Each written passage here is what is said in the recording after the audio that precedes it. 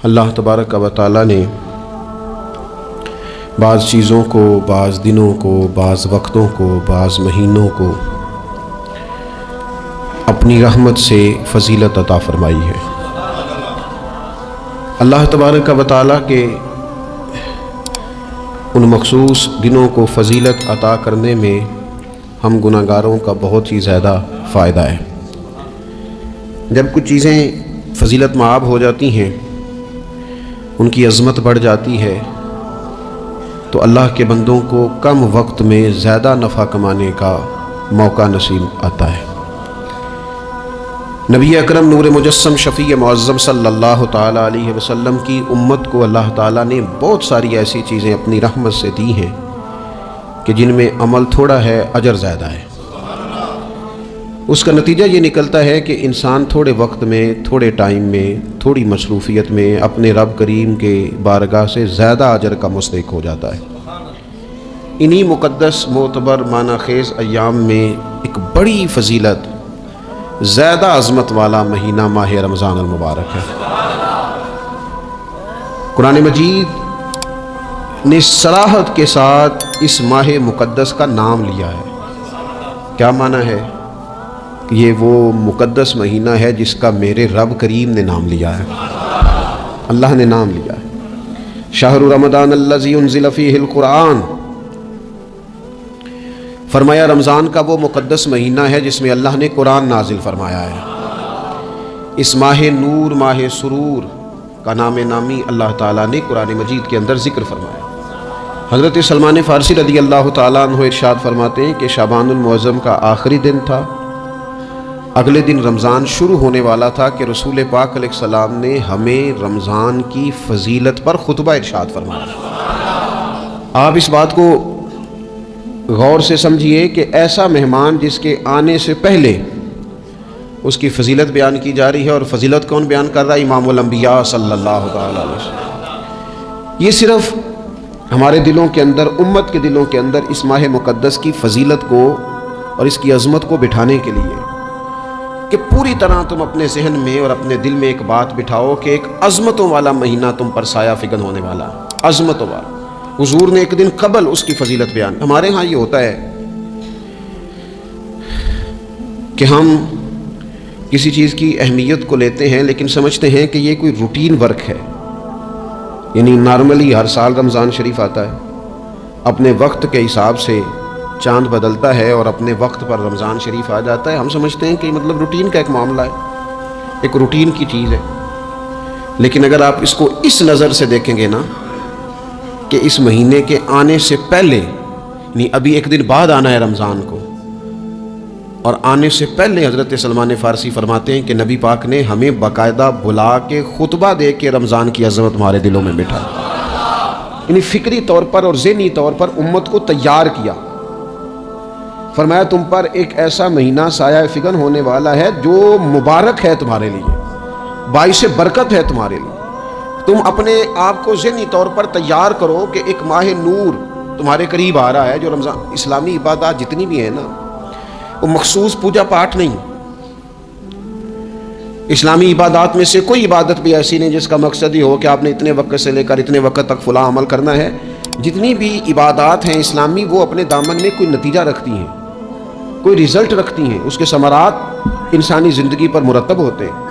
انسان کو تزکیہ نصیب ہوتا ہے، اس کے باطن کو صفائی نصیب ہوتی ہے، اسے خیر کرنے کا موقع ملتا ہے، تربیت کے بہت سارے مواقع اس میں پائے جاتے ہیں، بہت سارے اسرار و رموز کے ساتھ اسلامی عبادات ہیں۔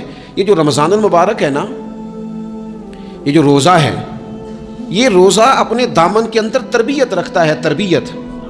یا ایھا الذین آمنوا کتب علیکم الصیام کما کتب علی الذین من قبلکم لعلکم تتقون۔ اے ایمان والو، تم پر روزے فرض کیے گئے جیسا کہ تم سے پہلے لوگوں پر بھی فرض کیے گئے تھے تاکہ تم تقوی اختیار کرو۔ روزہ تمہیں پرہیزگار بنائے گا، تمہارے اندر سے جو نفسانی چیزیں ہوں گی انہیں نکالے گا، اور اللہ تبارک و تعالیٰ کی طرف تمہارے دل کا رجحان ہوگا، تمہاری روح کا رجحان ہوگا، تمہیں تزکیہ دے گا۔ روزہ انسان کی تربیت کرتا ہے، انسان کو روزہ ذہنی طور پر تیار کرتا ہے کہ اللہ کے حکم کے مطابق کھانا ہے، اللہ کے حکم کے مطابق پینا ہے، سب سے بڑا مسئلہ اس دور کا رزق حلال کا حصول ہے اور حرام سے اجتناب ہے.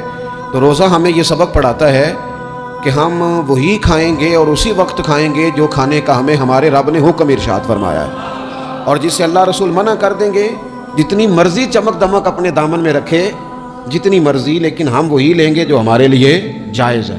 آپ غور فرمائیے، روزہ لعلکم تتقون، روزہ تمہیں پرہیزگار کرتا ہے. بہت سارے لوگ ایک بات کرتے ہیں کہ عادتیں نہیں بدلی جاتی. یار کوشش کرتا ہوں لیکن میری عادت نہیں تبدیل ہوتی. میں آپ کو ایک رائے دینے لگا ہوں، مشورہ دینے لگا ہوں. میں آپ سے یہ عرض کرنے لگا ہوں کہ موقع آیا ہے رمضان شریف کا. رمضان میں نا بندہ روٹین میں اپنی عادتیں بدلتا ہے. کسی کو سویرے 7 بجے کھانے کی عادت ہے، کسی کو 9 بجے کھانے کی عادت ہے، کوئی صبح ناشتہ نہیں کرتا، دوپہر میں ہی کھاتا ہے. لیکن رمضان آیا تو عادت بدل گئی. 7 بجے والا بھی نہیں کھا رہا، 9 بجے والا بھی نہیں کھا رہا، دوپہر والا بھی نہیں کھا رہا، سارے سحری میں کھا رہے ہیں. عادت بدل گئی، بالکل طبیعت بدل گئی، روٹین چینج ہو گئی. کوئی اٹھ رہا تھا صبح فجر میں اللہ کی توفیق سے، اللہ تعالیٰ معاف فرمائے، تو کچھ ایسے بھی تھے جو 9-10 بجے اٹھ رہے تھے، کچھ الحمدللہ فجر پڑھ کے چلو کسی وجہ سے پھر سو گئے، 10-11 بجے اٹھ رہے تھے، روٹین بدلی ہوئی تھی. رمضان آیا تو بدل گئی، سارے سحری میں اٹھ رہے ہیں. تہجد کے وقت صاحب کی آنکھ کھل رہی ہے. بالکل روٹین بدل گئی، حالات بدل گئے، معاملات تبدیل ہو گئے، اوقات تبدیل ہو گئے، دفاتر کے ٹائم تبدیل ہوئے، اسکولوں کے نظام تبدیل ہوئے، مدارس کے اوقات تبدیل ہوئے، ہر چیز کے اندر تبدیلی آئی. معنی کیا ہے کہ اللہ نے تمہیں موقع دیا ہے کہ عادتیں بدلی جا سکتی ہیں، اپنے آپ کو تبدیل کیا جا سکتا ہے، لائف سٹائل کو چینج کیا جا سکتا ہے. یہ موقع آیا ہے. ایک مہینہ ہے پورا، 2-3 دن 4 دن آپ کی روٹین بگڑ جائے نا سونے کی، یعنی روٹین سے ہٹ کے آپ سونا جاگنا شروع کر دیں تو پھر وہی روٹین بن جاتی ہے. پھر اسی ترتیب سے انسان سارے کام کرتا ہے. تو رمضان میں روٹین چینج ہوگی، سارے تہجد میں اور سحری میں اٹھیں گے. تو اللہ کرے نا یہ روٹین قائم رہے.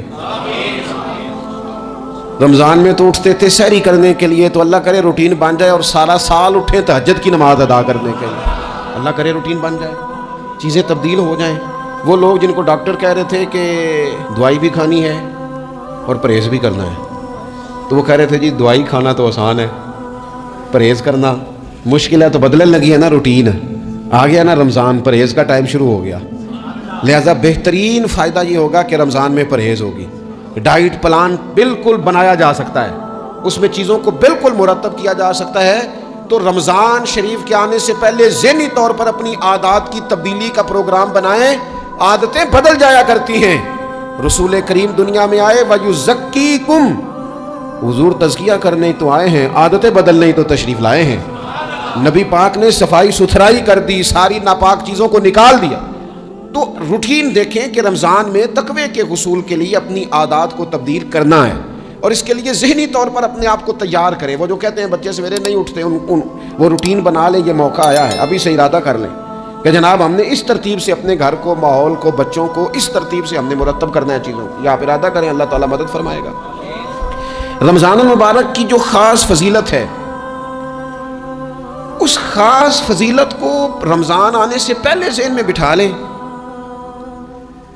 اور رمضان المبارک پورے کا پورا اس ذوق سے گزاریں کہ ذہن میں بات موجود ہو، ذہن میں کہ دراصل رمضان کیا ہے. اللہ کے پیارے رسول صلی اللہ تعالیٰ علیہ وسلم نے فرمایا، اے لوگو تم پر ایک عظیم المرتبت مہینہ سایہ فکن ہو رہا ہے. حضور فرماتے ہیں شہر مبارک، فرمایا یہ بڑا برکت والا مہینہ ہے، یہ برکتیں لے کے آیا ہے، یہ رحمتیں لے کے آیا ہے، یہ اپنے ساتھ عنایات لے کے آیا. اور نبی اکرم صلی اللہ تعالیٰ علیہ وآلہ وسلم نے فرمایا جو بندہ بھی قرب الہی کی نیت سے رمضان میں نیکی کا طلبگار ہوگا، فرمایا وہ اگر نفل نیکی کرے گا نا تو اللہ تعالیٰ اسے فرض کے برابر ثواب عطا فرمائے گا. اور حضور علیہ الصلوۃ والسلام فرماتے ہیں جو اس مہینے میں ایک فرض ادا کرے گا اللہ 70 فرضوں کے برابر اجر عطا کرے گا. اپنے ذہن میں ایک بات بٹھائی جائے، ذہن میں یہ بات بٹھائی جائے کہ یہ نا برکت والا مہینہ ہے، اس میں میرا ثواب بڑا ضربوں کے ساتھ آگے بڑھے گا. ایک ذہن بنایا جائے اور پھر ثواب اکٹھا کرنا شروع کر دیا جائے.